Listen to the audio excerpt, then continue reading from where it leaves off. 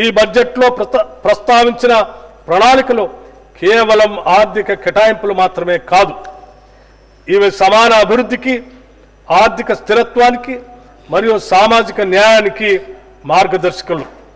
మా ప్రభుత్వం సామాజిక న్యాయం, అభివృద్ధి, సంక్షేమ సమ్మిళిత విధానాలతో ప్రగతి వైపు అడుగులు వేసేందుకు నిర్విరామంగా కృషి చేస్తున్నది.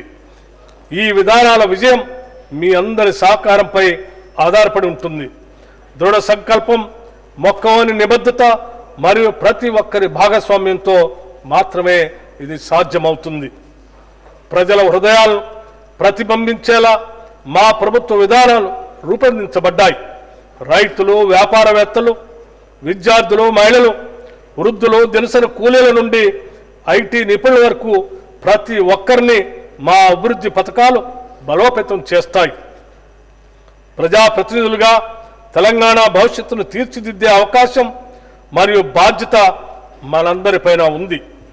సమిష్టి కృషితో తెలంగాణను దేశంలోనే అగ్రగామిగా తీర్చిదిద్దేందుకు, దేశానికే తలమానికంగా తెలంగాణ నమూనాను ఉంచేందుకు మా ప్రభుత్వం కట్టుబడి ఉంది.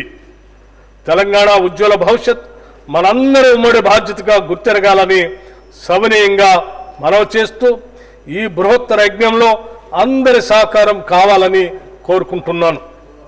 విభేదాలను అధిగమించి నిర్మాణాత్మక చర్చల్లో పాల్గొని ప్రజోపయోగమైన ఫలితాలు సాధించేందుకు కలిసికట్టుగా పనిచేయటం మనందరి విధి.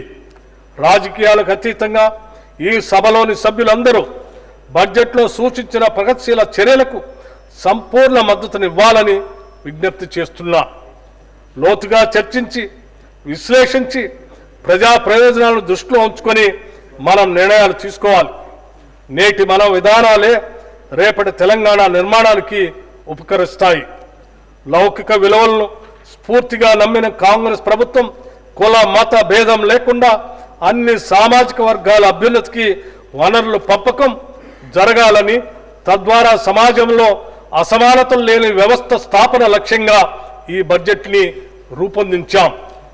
2025-26 బడ్జెట్ అంచనాలు 2025-26 ఆర్థిక సంవత్సరానికి మొత్తం వ్యయం 3,04,965 కోట్లు.